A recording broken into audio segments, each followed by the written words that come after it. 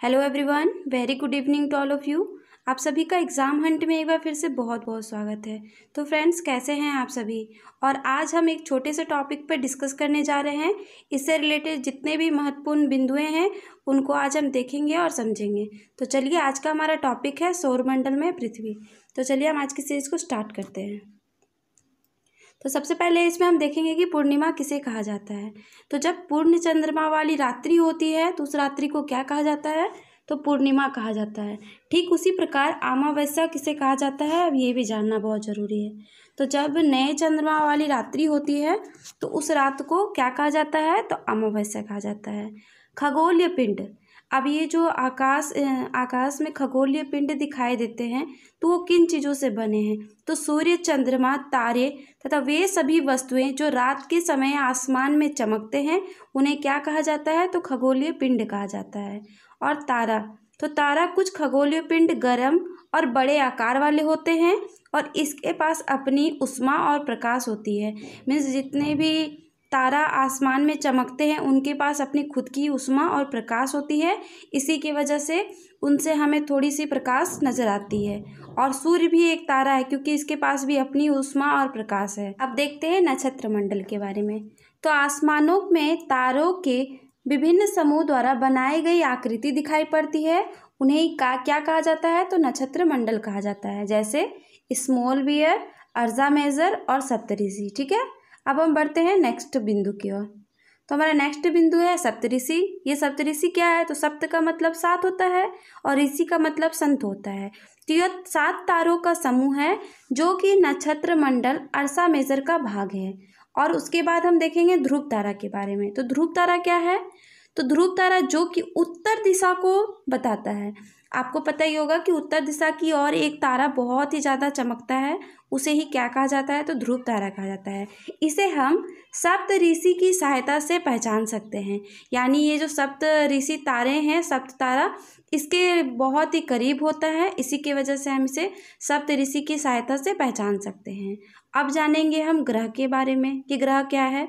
तो खगोलीय पिंड है जिसमें अपना प्रकाश और ऊष्मा नहीं होता। जैसे तारों के पास अपनी प्रकाश और ऊष्मा होती है ना, तो इसी प्रकार ग्रहों के पास अपनी प्रकाश और ऊष्मा नहीं होती है, इसीलिए चमकते नहीं हैं।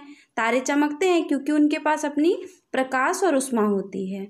ये ग्रह को परिभ्रमक भी कहा जाता है। अगर आपसे कभी पूछा जाए कि ग्रह का दूसरा नाम क्या है, तो आप बोलेंगे ग्रह का दूसरा नाम परिभ्रमक भी है। ठीक है, अब हम देखते हैं प्लेनेट के बारे में। तो यह क्या है, प्लेनेट ग्रीक भाषा के पेलेंटाई से बना, जिसका अर्थ है परिभ्रमक, अर्थात चारों ओर घूमने वाला। ये जो ग्रह होते हैं ना, ये चारों ओर घूमते हैं, इसी की वजह से इन्हें क्या कहा जाता है, परिभ्रमक कहा जाता है। बृहस्पति, शनि, यूरेनस के चारों ओर छल्ले हैं जो आसमान के छोटे छोटे पिंडों की पट्टियों से बने हुए हैं और पृथ्वी से इन छल्लों को शक्तिशाली दूरबीन की सहायता से देखा जा सकता है। ये जो बृहस्पति, शनि, यूरेनस है, इनके चारों ओर छल्ले हैं और उन छल्लों को किसकी सहायता से देखा जा सकता है, तो इनको शक्तिशाली दूरबीन की सहायता से देखा जा सकता है। ठीक है फ्रेंड्स, अब बढ़ते हैं हम नेक्स्ट बिंदुओं पर। तो अब हम पढ़ेंगे आंतरिक ग्रह के बारे में कि आंतरिक ग्रह में कौन कौन से ग्रह हैं और किससे बने हैं। तो आंतरिक ग्रह सूर्य की बहुत ही नज़दीकी वाले ग्रह होते हैं। ये जो आंतरिक ग्रह होते हैं ना, ये सूर्य से बहुत ही ज़्यादा नज़दीक होते हैं। यह चट्टानों से बने हुए होते हैं। और इस ग्रहों में से कौन कौन से ग्रह हैं, तो पृथ्वी, बुध और मंगल। एक सीरीज में बताया जाए तो बुध, पृथ्वी और मंगल। अब हम देखेंगे बाह्य ग्रह के बारे में।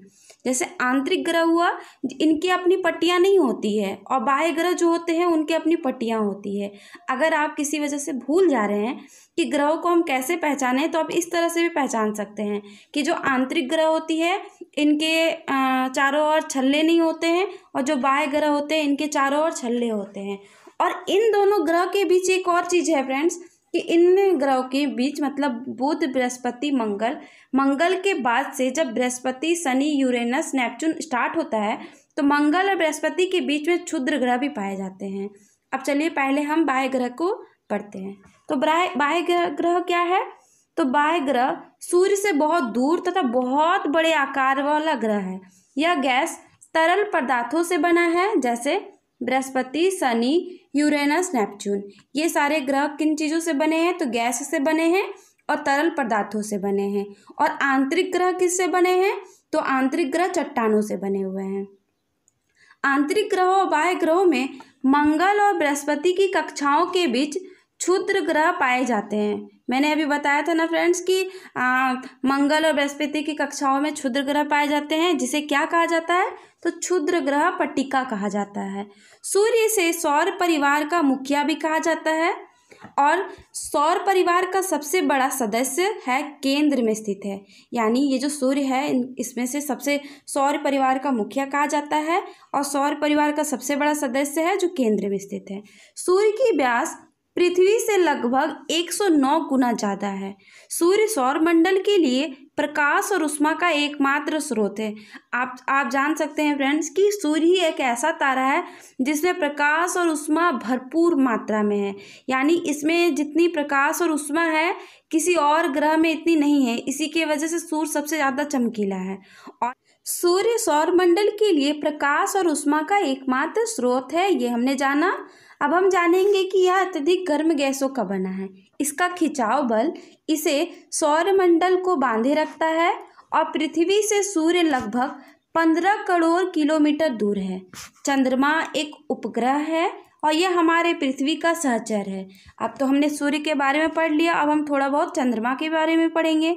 तो चंद्रमा क्या है? तो यह एक उपग्रह है और यह हमारे पृथ्वी का सहचर है। अब आंतरिक ग्रह में कौन कौन से ग्रह थे ये भी हमने पढ़ा कि आंतरिक ग्रह में थे बुध, शुक्र, पृथ्वी और मंगल। और बाह्य ग्रह में कौन थे? तो पृथ्वी, शनि, यूरेनस और नेपच्यून। आकार के अनुसार ग्रह का बड़ा से छोटा, जो ये आकार है ग्रहों की, तो इसमें सबसे बड़ा कौन है और सबसे छोटा कौन है, अब इसे हम जानेंगे। तो आकार के अनुसार सबसे बड़ा बृहस्पति है, फिर शनि है, फिर यूरेनस है, फिर नेपच्यून है, फिर पृथ्वी है, फिर शुक्र है, फिर मंगल है, फिर बुध है। ये सारे हैं। और सूर्य से नज़दीक के अनुसार कैसे हैं ग्रह? तो उन्हें भी हम पढ़ते हैं। तो सूर्य से नज़दीक के अनुसार पहले बुध है, फिर शुक्र है, फिर पृथ्वी है, फिर मंगल है, फिर बृहस्पति है, फिर शनि है, फिर यूरेनस है, फिर नेपच्यून है। और ये सब क्या है? तो ये सूर्य से नज़दीक के अनुसार ग्रह है। सौरमंडल का सबसे अधिक ऊंचा पर्वत कौन सा है?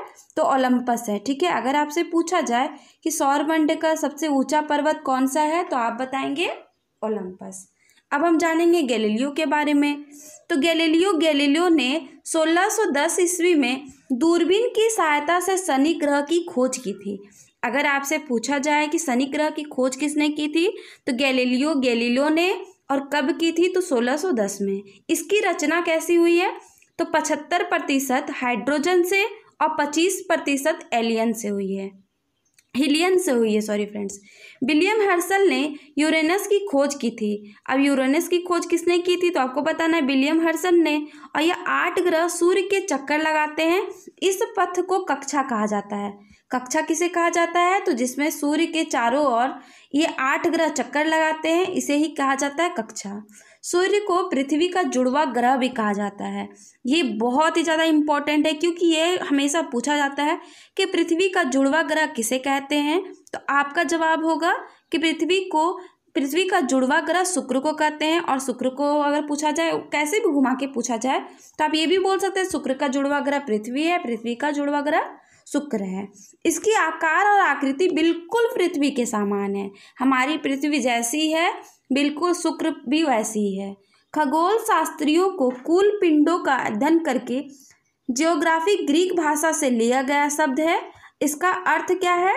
तो पृथ्वी का विवरण है। जियो मतलब पृथ्वी होता है और ग्राफिया मतलब लिखना। इसी के लिए कहा गया जियोग्राफी, यानी पृथ्वी के बारे में लिखना या पृथ्वी का अध्ययन। ठीक है। अब पौराणिक रोमन कहानियों में कुछ चीज़ें दी गई हैं, उनके बारे में हम चर्चा करेंगे। तो पौराणिक रोमन कहानियों में बताया गया है कि जो सूर्य देवता हैं इसको क्या कहा जाता है? को सॉल के नाम से जाना जाता है। सॉरी फ्रेंड्स, यहाँ पे सॉल छूट गया है, इसीलिए आप इसको यहाँ से नोट डाउन कर लें। क्या कहा जाता था? तो सॉल कहा जाता था। ठीक है।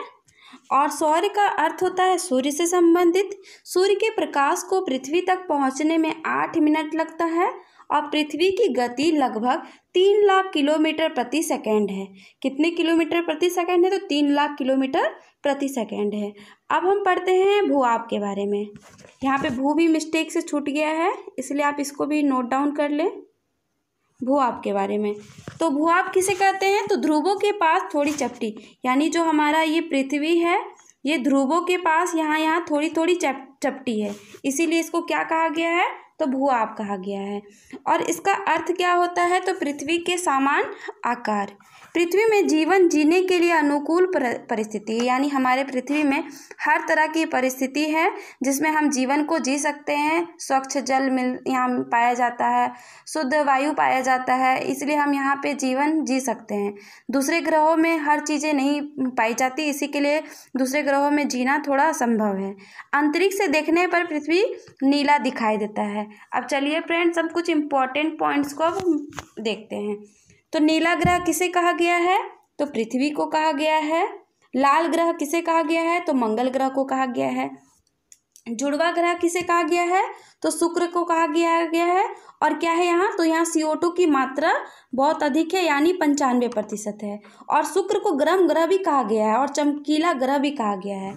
और बुध शुक्र के सबसे नज़दीक का ग्रह है और यह सबसे छोटा भी है, ठीक है। बृहस्पति एक रिंग प्लैनेट है, यानी बृहस्पति के चारों ओर छल्ले हैं, इसी की वजह से इसे रिंग प्लैनेट कहा जाता है। बृहस्पति सबसे बड़ा और विशाल है और इसमें लाल धब्बे भी पाए जाते हैं। और इस ग्रह को क्या कहा जाता है? तो इसे जटिल तूफानी क्षेत्र वाला ग्रह भी कहा जाता है। और यहाँ सबसे अधिक सैटेलाइट भी पाए जाते हैं, इसी के लिए इसे सबसे अधिक सैटेलाइट वाला क्षेत्र भी कहा जाता है। तो चलिए फ्रेंड्स, आप सब ये बताना बिल्कुल ना भूलें कि आज की सीरीज़ आपको कैसी लगी। और अगर आप नए लर्नर्स हैं तो हमारे चैनल के साथ जुड़े रहें, हमारे चैनल को सब्सक्राइब करें, बेल आइकन को प्रेस करें, इससे आपको आगे आने वाली हर वीडियो की नोटिफिकेशन टाइम पर मिल जाएगी। और अगर आप अभी तक हमारे सोशल मीडिया हैंडल से नहीं जुड़े हैं तो इससे आप जुड़ने के लिए आप हमारे टेलीग्राम चैनल, फेसबुक पेज और इंस्टाग्राम पेज को फॉलो कर सकते हैं। हमारे टेलीग्राम चैनल से जुड़ने के लिए और फेसबुक इंस्टाग्राम चैनल से जुड़ने के लिए इसकी जो लिंक है आपको डिस्क्रिप्शन बॉक्स में प्रोवाइड करा दी गई है। यहाँ से आप डायरेक्ट चैनल से जुड़ सकते हैं। वहाँ आपको क्लास की PDF मिल जाएगी, हैंड रिटन नोट्स मिलेंगे, इम्पॉर्टेंट वीडियोस की ट्रिक वाले छोटे छोटे इम्पॉर्टेंट वीडियोस भी आपको इंस्टाग्राम से मिल जाते हैं। तो फ्रेंड्स, आप हमारे साथ जुड़े रहें। आपका हमारे साथ जुड़े रहने के लिए बहुत बहुत धन्यवाद।